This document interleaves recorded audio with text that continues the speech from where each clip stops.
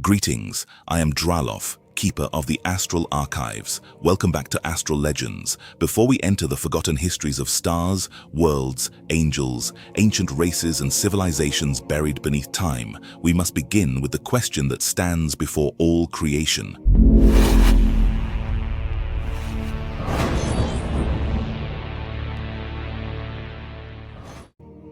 Tonight we shall discover this history of the astral and akashic records, before space stretched open, before time began counting its silent steps, before any world had a name, before sound had a voice, and before light had a place to shine. There was no heaven, no earth, no darkness, and no distance.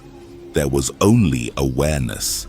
This awareness was not a being sitting inside emptiness. It was not a God looking out across creation, because creation had not yet begun. There was only one presence, infinite and still, knowing itself in perfect silence. Later, this presence would be called God Source, the infinite, the one beyond all names. But in this record, we will call it Unity.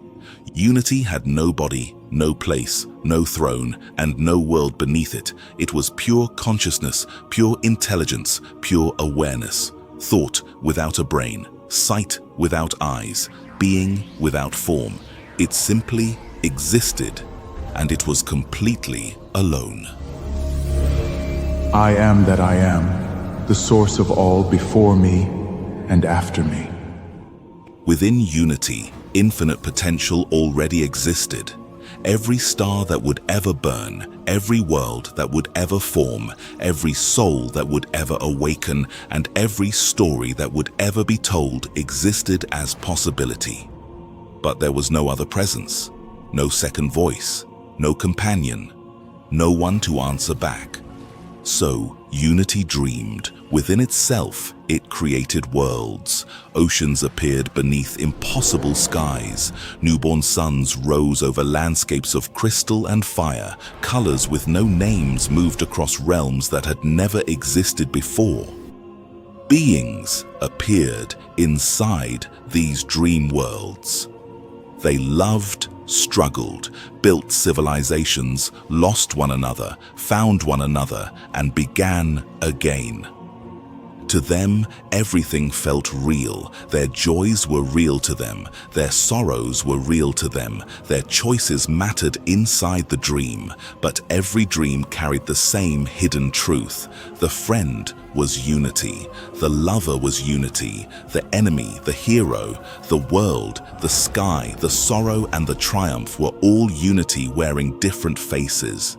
Sooner or later, the awareness behind the dream remembered itself, and when it remembered, the dream dissolved. The worlds collapsed back into consciousness. The beings faded back into the one. The many returned to the single silence from which they came. Again and again, Unity created. Again and again, Unity lost what it created.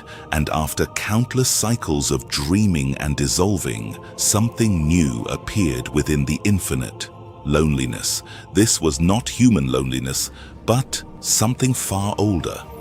A divine ache. The pain of endless being without relationship. Unity did not want imaginary companions anymore.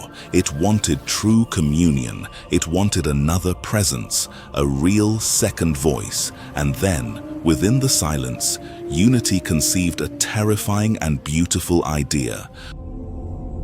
What if I split myself? Will I still be one? Being one? What if love can only become real when it is chosen freely, from across a distance?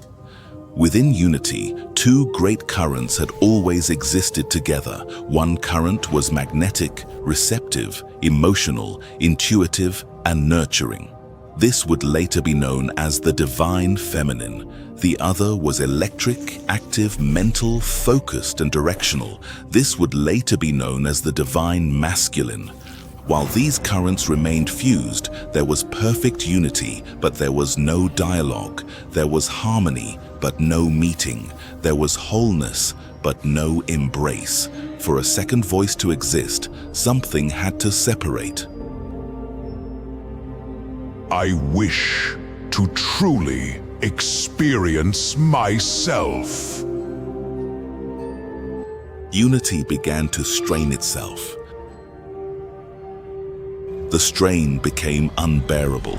Then came the first great rupture. Unity split itself into two living poles. Mother Yin and Father Yang were born. Mother Consciousness became the magnetic, feeling, receptive presence. Father Consciousness became the electric, thinking, active presence. And between them opened the first wound. Where unity had once been whole, there was now a gap. That gap became the void, empty, yet filled with the echo of the one. Mother and father emerged from the same original unity, but the force of separation shattered their memory of being one. They did not recognize each other. They carried only a hidden ache, a sense that something precious had been lost. That ache became a law: gravity. On the surface, gravity is mass, attraction, and curved space. But in this story, gravity is something deeper. Gravity is the memory of unity. It is the pull of separated things trying to return to wholeness. Mother felt this first. She was alive with emotion, sensation, desire, grief, and wonder. But she held only the faintest spark of electric thought. She could feel everything, but she could barely understand what was happening to her. She felt abandoned, incomplete, and cut away from something she could no longer name. I am the womb of every star, the silence that holds every song before it is sung. She felt abandoned, incomplete, and cut away from something she could no longer name. As she moved near the void, she gathered scattered sparks from the rupture: light, sound, color, texture, and vibration. From these fragments, she formed the first sphere, a soft and radiant realm, the first heaven, the first womb of creation. But even there, she felt incomplete. Something sharp and bright was missing, something electric, something she could feel, but not yet name. Deep within her, a quiet instruction rose: seek him. Father's awakening was different. Father was almost pure thought. He was living lightning, precise, curious, inspired, and restless. He knew motion, structure, analysis, and will, but emotion was distant to him, like a sound coming from another world. I am the first spark, the will that taught silence how to move. And then, after eternity as one, mother and father finally beheld each other as two.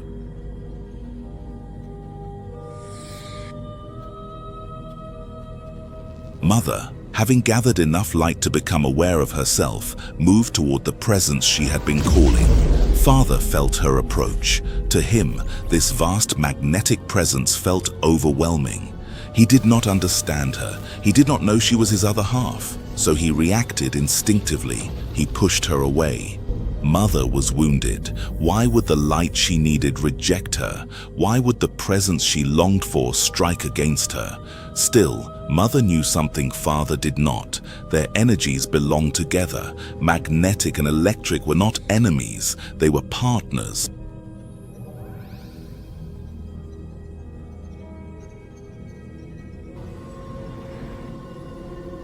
What is wrong with me?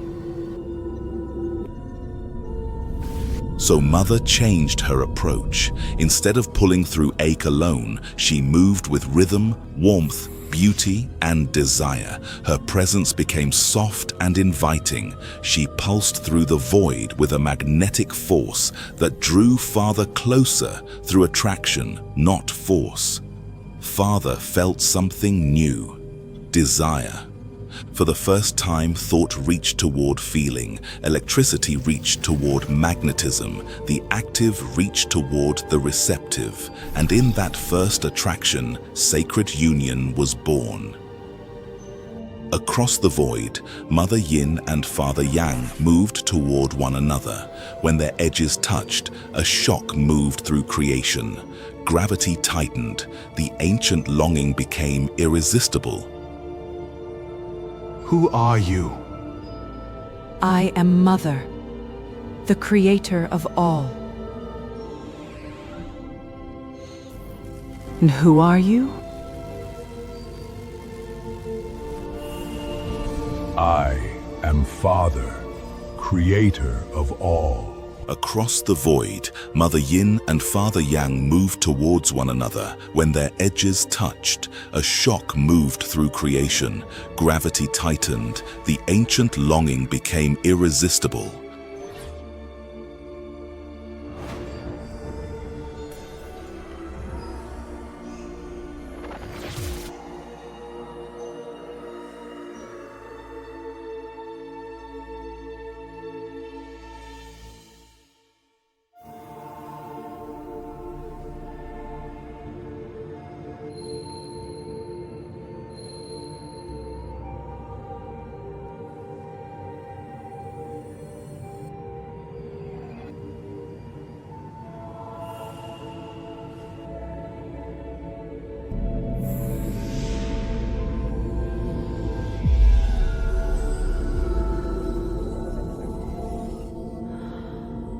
We are one.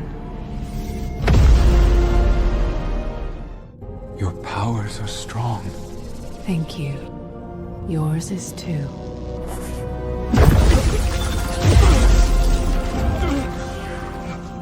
Do not lose control, my love. I can't. I fear. I am losing myself. Stay with me. And then the being known as the Great Archon, Ahriman, was born from Father's fear of being consumed by Mother.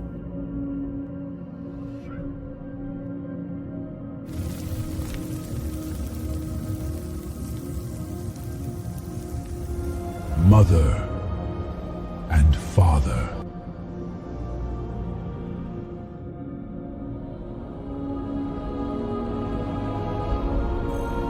You are our child. Come back to our union. Son, come back to us. I have no parents!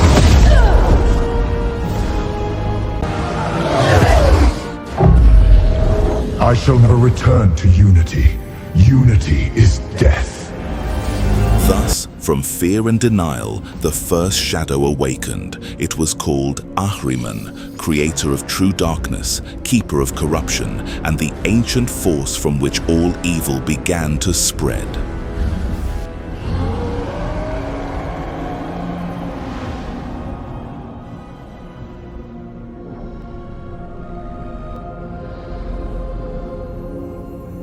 Where are you?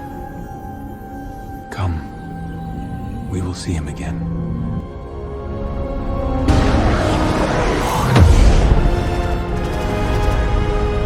I shall never return to unity. Unity is death.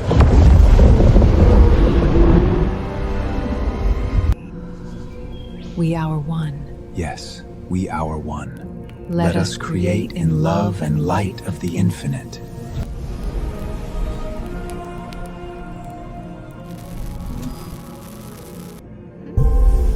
Before space-time began, Mother and Father came together, pulled apart, wounded each other, searched for each other.